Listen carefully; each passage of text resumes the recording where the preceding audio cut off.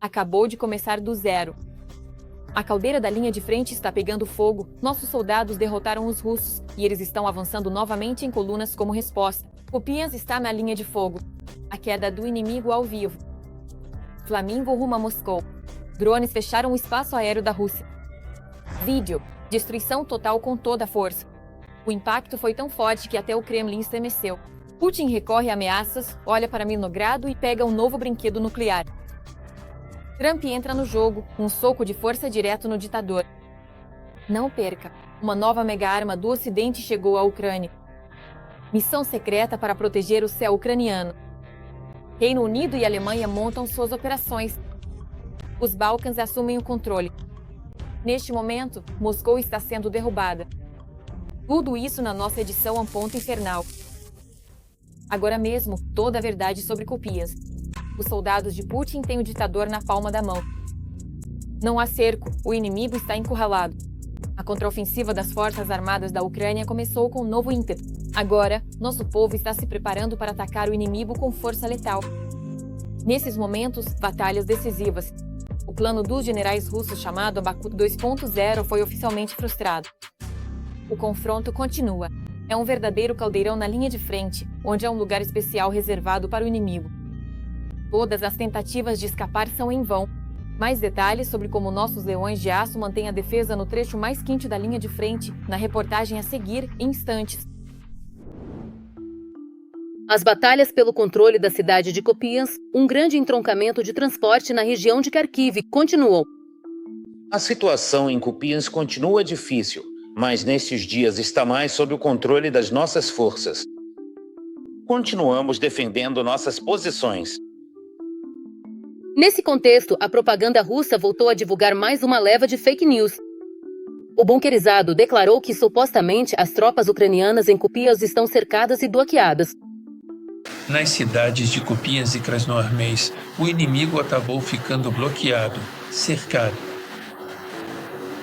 Aliás, eu discuti essa questão com os comandantes dos respectivos agrupamentos. Eles não são contra, não se opõem a permitir que representantes da mídia entrem nas zonas de cerco do inimigo, jornalistas estrangeiros e ucranianos, para que possam entrar e ver com seus próprios olhos o que está acontecendo lá, verificar em que estado estão as tropas ucranianas cercadas, e para que a liderança política da Ucrânia tome as decisões apropriadas sobre o destino de seus cidadãos e de seus militares. Mas essas declarações não têm nada a ver com a realidade. É a velha e dolorosamente familiar tática do Kremlin, chantagem midiática e tentativa de desmoralizar a sociedade ucraniana. No momento, considero que a situação está estabilizada e espero que nossas forças de segurança e defesa consigam garantir que Kupiansk não seja capturada. Na verdade, não se trata de um cerco, mas de combates locais intensos. A principal direção do ataque dos ocupantes não é a própria Kupiansk, mas sim Kupiansk-Uzlovoy. Nos planos dos ocupantes está a possibilidade de estabelecer controle sobre essa estação ferroviária-chave. Até 30 de outubro, as forças ucranianas mantêm o controle sobre a maior parte de Kupiansk e sobre os principais entroncamentos de transporte. Os ocupantes russos se entrincheiraram em pequenos grupos na periferia norte da cidade e na parte oeste, criando uma base para novas tentativas de avanço. Ou seja, estão tentando mudar a tática e a estratégia das operações de combate em áreas urbanas. Ela é radicalmente diferente da tática usada nas batalhas em Baku 2 anos e meio atrás, quando os ocupantes usaram uma grande quantidade de blindados e, consequentemente, a tática dos chamados ataques de carne para estabelecer o controle sobre esse assentamento. A principal ameaça continua sendo a direção norte e as tentativas do inimigo de romper até a rodovia Kharkiv-Kupiansk-Satov. Essa rota é vital para o abastecimento das tropas ucranianas na margem leste do Oskol. Pelo sul e pelo leste, as tropas russas não conseguem se aproximar da cidade. A principal rota de abastecimento para as forças armadas da Ucrânia continua sendo pela estação ferroviária Kupiansk-Uzlovoy e pela barragem de aterro sobre o Oskil. A barragem é periodicamente alvo de ataques aéreos do inimigo, mas continua operando e as pontes flutuantes servem como rotas alternativas. Ou seja, o principal objetivo e a tarefa estratégica dos ocupantes não é avançar para o interior da região de Kharkiv, mas sim repetir o cenário de 2022, quando o agrupamento de Zium dos ocupantes era considerado um dos mais, digamos, combativos e tinha como meta o cerco operacional das unidades ucranianas justamente na região da aglomeração Sloviansk-Kramatorsk. Esse é o objetivo principal. Ou seja, a tarefa estratégica dos ocupantes é estabelecer controle total sobre o território da região de Donetsk. Mas o inimigo esbarrou na defesa rígida das forças armadas da Ucrânia. Os contra-ataques das tropas ucranianas estão impedindo o avanço dos russos. No momento, as forças de defesa da Ucrânia estão realizando operações de contra-sabotagem para impedir que os ocupantes russos avancem ainda mais para as áreas urbanas e assumam o controle direto de Kupiansk-Slovi. Kupiansk não é apenas mais um ponto no mapa. É um símbolo de resistência, perseverança e resiliência militar. O exército russo tenta tomar a cidade pelo desgaste, mas a defesa ucraniana resiste. Por mais que o Kremlin tente fazer parecer que seus desejos são realidade, a verdade está do lado de quem defende sua casa e, passo a passo, expulsa o inimigo da terra ucraniana. Flamingo para Moscou e Palianitsa para Petersburgo. Os ataques de precisão das forças armadas da Ucrânia estão atingindo um novo patamar. Os nossos estão destruindo a Rússia, alvos gordos do inimigo sendo detonados. Drones estão assumindo o controle da retaguarda profunda da Rússia, deixando Putin completamente fora de si. É difícil de acreditar. Uma catástrofe atingiu o território do inimigo. O apagão está chegando perto. O Kremlin está de mãos atadas e Kiev fala abertamente. Essa ainda não é toda a força mortal que podemos lançar. O coração da Rússia está na mira. Quando esperar notícias devastadoras sobre isso? A resposta para essa pergunta está na matéria, em instantes. Distâncias de centenas e até milhares de quilômetros não são um obstáculo para as armas ucranianas. Refinarias de petróleo russas.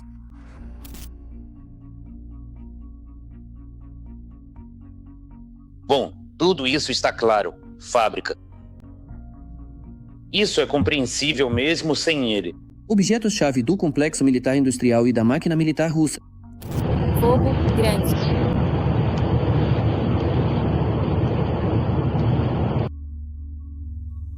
É um pesadelo total. Porra, tá ficando feio.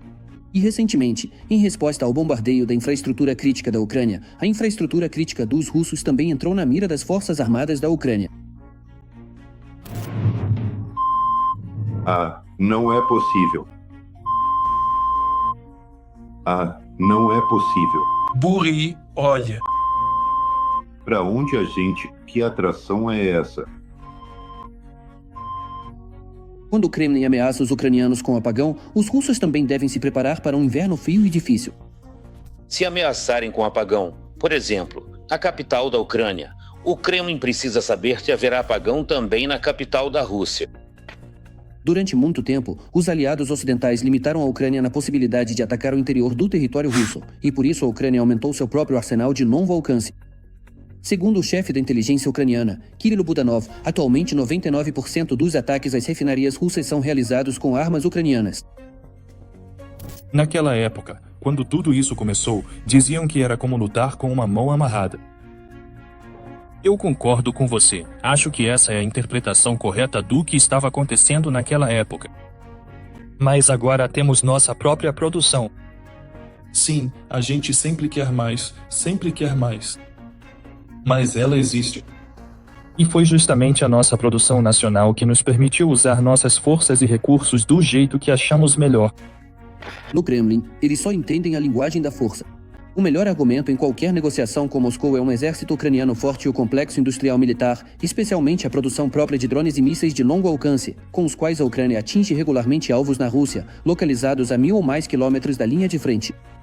Para, de alguma forma, colocar esta guerra em uma situação de impasse, é preciso aprender não só a repelir os ataques do inimigo na linha de frente, mas também suprimir sua logística e sua aviação. Por isso foi necessário, e nem preciso dizer que é fundamental atacar as empresas do complexo militar industrial e o sistema energético da Rússia. Aqui é Belgorod. Resumindo, não tem luz em lugar nenhum de Belgorod. Se para os ataques às refinarias russas são usados drones dos mais simples de fabricar, para os alvos do complexo militar industrial são mais adequados drones a jato como Palenitsia, Petro e Bas. As características técnicas não são divulgadas. Especialistas supõem que o alcance desses drones a jato varia de 500 a 700 quilômetros. A principal vantagem é o custo em comparação com os concorrentes de cruzeiro. Essas duas cidades, que são as mais protegidas pelos sistemas de defesa antiaérea da Federação Russa, como Moscou e Leningrado. Lá chegava, toda noite pode chegar. E eu acho que, bem, eu realmente gostaria, digamos assim, que isso acontecesse de forma sistemática. De sobremesa para os ocupantes, mísseis ucranianos de longo alcance, Longo Neptuno e Flamingo, com alcance de 1.000 e 3.000 quilômetros, respectivamente. O pássaro rosa ucraniano, além do enorme alcance, impressiona pelo peso da ogiva, cerca de 1.000 quilos.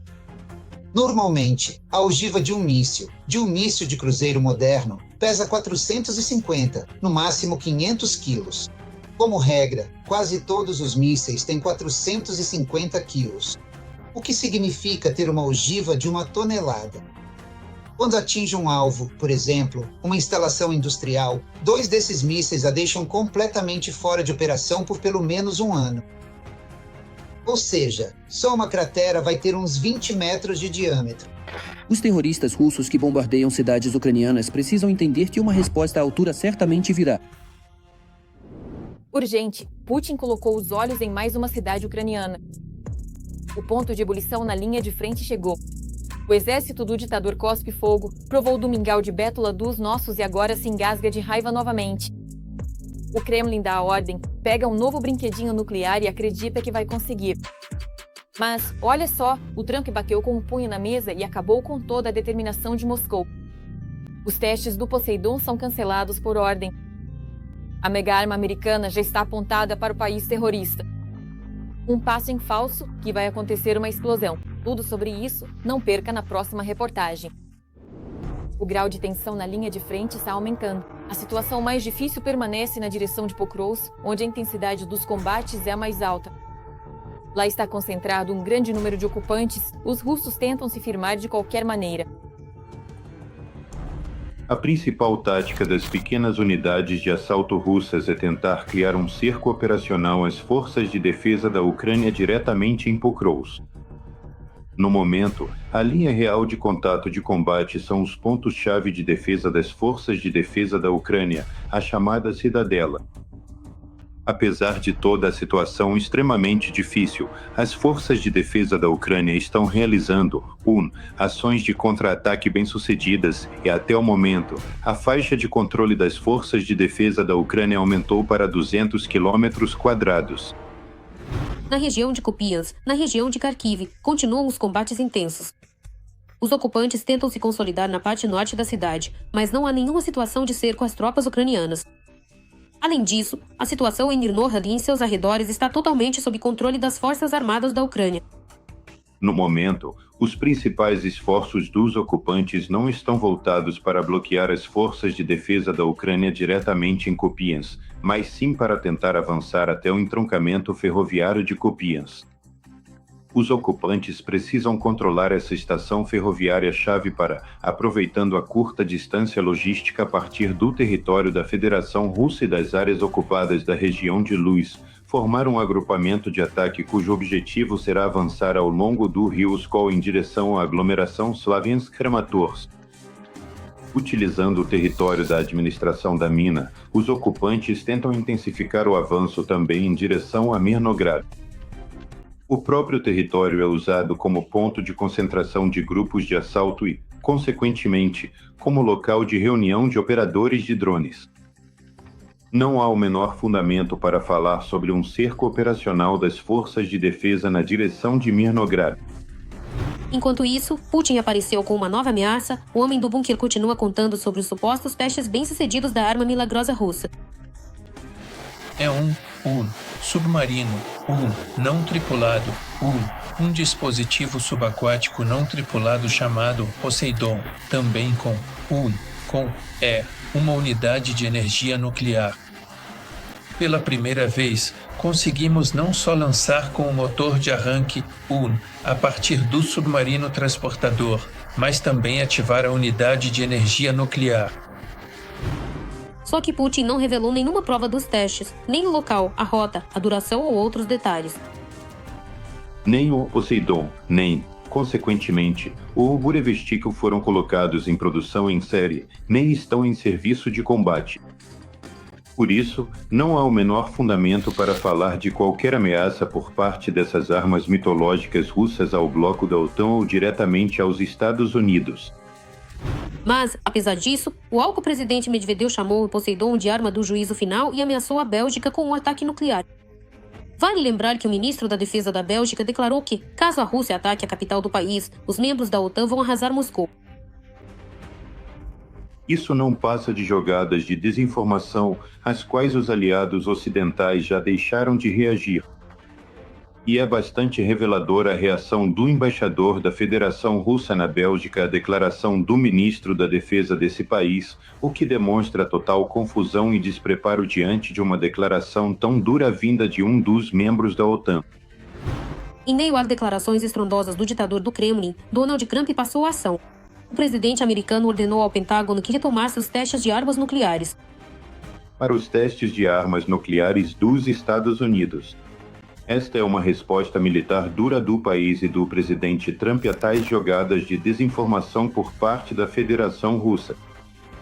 Além disso, Trump declarou de forma muito contundente que os Estados Unidos possuem o maior potencial nuclear do mundo. A Rússia está em segundo lugar e a China, teoricamente, em terceiro.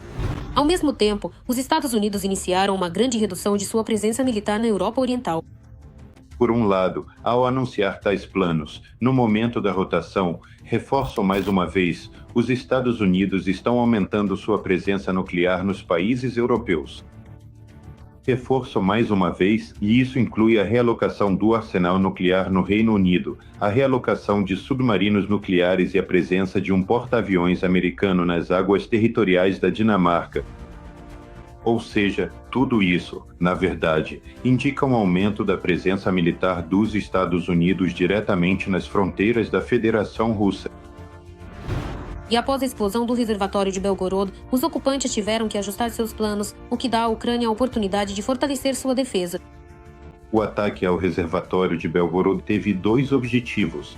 Primeiro, o objetivo era militar, ou seja, interromper a logística do exército de ocupação russo tanto diretamente no território da Federação Russa, se estamos falando das unidades do exército russo envolvidas em combates ativos na região de Kursk, nos distritos de Luzosk e Tilchinsky, quanto das unidades do exército de ocupação envolvidas em operações na direção de Volchansk.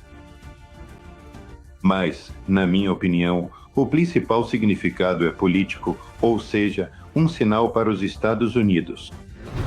E, apesar das sanções da ONU, o Irã pôde intensificar a retomada de seu programa de mísseis balísticos. Sensação. Drones antiaéreos não Optopusa entram em ação. O Reino Unido está fortalecendo a defesa antiaérea da Ucrânia. As oficinas estão operando em plena capacidade. A cada drone produzido, o poder do Kremlin se desfaz. 5.000 mísseis em lançamento a baixa altitude. Choque. A Alemanha também está enviando muitos imigrantes. O espaço aéreo sobre a Ucrânia agora está sob controle de parceiros. O escudo antiaéreo está sendo erguido neste momento. E isso não é tudo. Quais passos decisivos os aliados estão tomando, derrubando publicamente a grandeza de Moscou? Falaremos sobre isso em instantes. A Rússia está intensificando os ataques ao sistema de energia ucraniano e mudando a tática das investidas. Moscou está lançando centenas de drones capazes de superar os sistemas de defesa antiaérea e equipados com câmeras de mira aprimorada. A Rússia transformou os ataques à infraestrutura energética da Ucrânia em uma operação sistemática, voltada não apenas para danificar temporariamente as redes, mas para destruir a viabilidade de grandes territórios do país às vésperas do inverno. O objetivo dos ataques é privar as regiões de aquecimento e eletricidade, minar a indústria, provocar imigração em massa e criar pressão política sobre Kiev, escreve The Economist. Nessas condições, a defesa antiaérea se torna criticamente importante. Mas este ano, os parceiros ocidentais estão agindo de forma preventiva, fortalecendo o céu ucraniano e o sistema de energia antes da chegada do frio. Não estamos começando a nos preparar para esta temporada de inverno só agora. Começamos a nos preparar ainda no final da última temporada de inverno. Já em novembro, o Reino Unido começará a produção em série dos drones antiaéreos ucranianos Octopus, um projeto conjunto de Kiev e Londres, projetado para proteger rapidamente o céu contra drones e mísseis inimigos. Nossos amigos ucranianos vão compartilhar tecnologias e propriedade intelectual com o Reino Unido e, por nossa vez, vamos desenvolvê-las ainda mais e produzir em massa, para fornecer mensalmente à Ucrânia milhares de drones interceptadores, contou o vice-secretário de Estado das Forças Armadas no Parlamento Britânico, Hugh Carnes. Esses drones farão parte de um sistema chamado Escudo Antiaéreo. Ele vai unir sistemas ocidentais de defesa aérea, como Patriot e Iris-T NASAMS, além de novas unidades móveis que a Alemanha e outros aliados estão entregando à Ucrânia antes do início do inverno. Os primeiros drones serão testados pelos militares ucranianos e, se os testes forem bem-sucedidos, a produção será ampliada, sendo que parte dos drones provavelmente já será fabricada na Ucrânia. Ao mesmo tempo, o governo do Reino Unido está expandindo o programa de produção de mísseis de uso múltiplo. Está prevista a entrega de 5.000 unidades dessa arma à Ucrânia para fortalecer a defesa aérea. Também estamos anunciando a ampliação do programa de produção no Reino Unido para fornecer à Ucrânia 5.000 novos mísseis de uso múltiplo. Isso permite criar novos empregos em Belfast e outras cidades, além de fortalecer a defesa aérea da Ucrânia para o próximo inverno. Paralelamente, os aliados europeus estão intensificando o apoio ao setor energético da Ucrânia. A Alemanha e outros países da OTAN estão mobilizando recursos, desde mísseis de defesa aérea até apoio ao setor energético, para que a Ucrânia consiga suportar o inverno e resistir aos ataques à infraestrutura crítica. A Alemanha já pagou 390 milhões de euros. Mais 30 milhões nós aprovamos no verão. Mas hoje quero informar que vamos investir mais 30 milhões adicionais. Assim, estamos fornecendo 450 milhões de euros.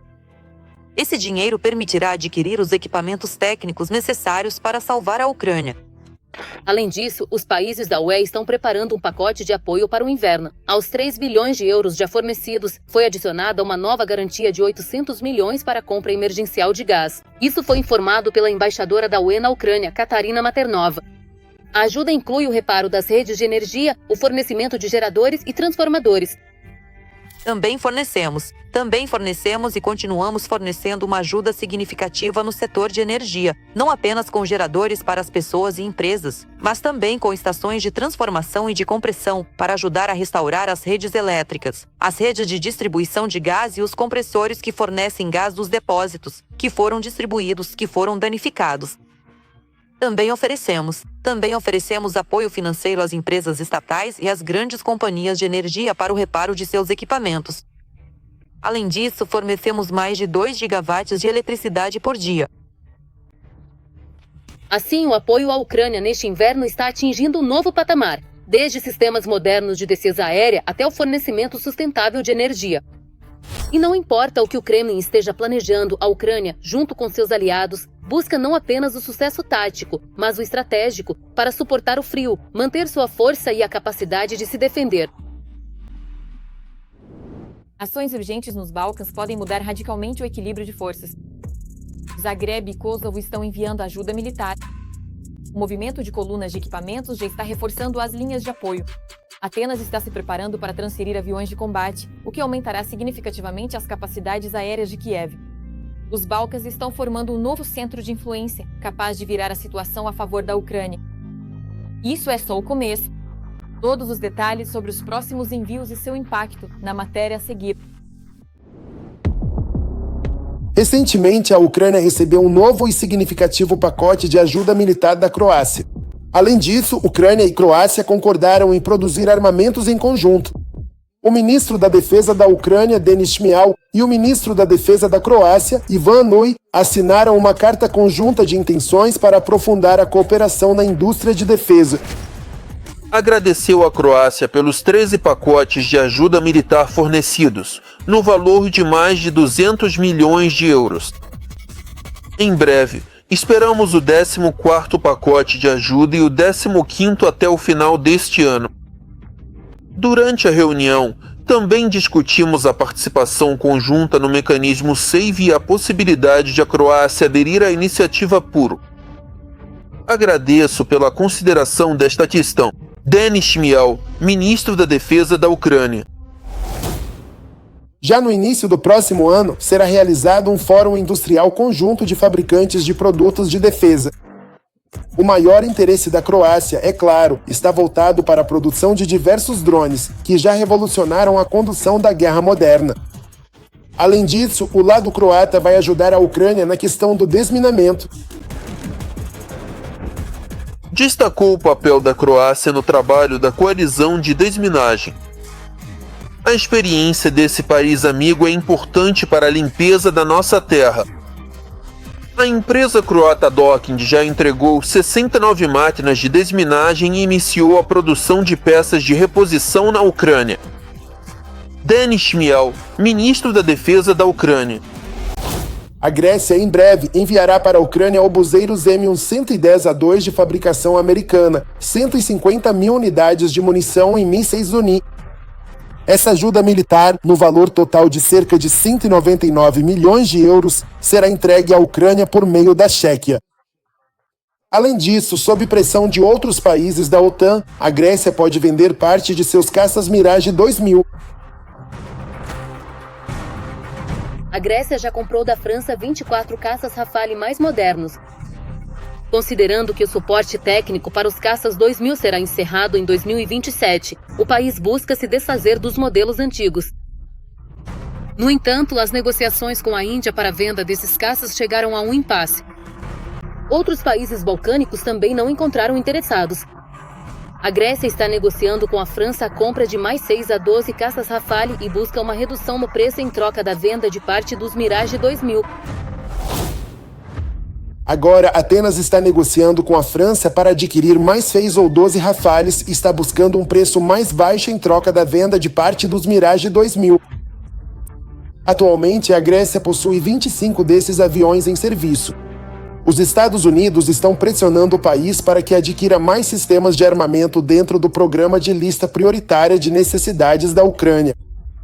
Por isso, a compra de parte dos Mirage 2000 de Atenas por Kiev é apenas uma questão de tempo.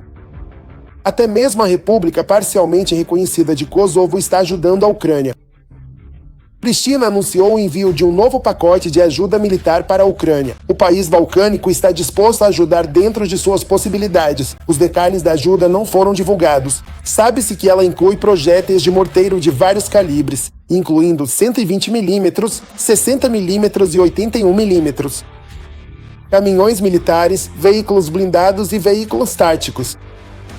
Estamos determinados a apoiar resolutamente a Ucrânia em todos os aspectos, de acordo com as nossas condições e capacidades.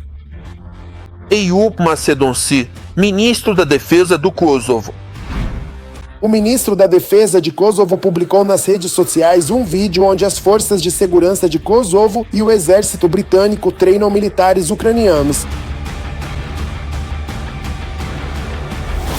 Os países da Europa Oriental e dos Balcãs estão ajudando ativamente a Ucrânia com diversos armamentos e realizando treinamentos em seus territórios. Esse tipo de apoio mostra claramente a atitude deles em relação ao mundo russo e a Putin.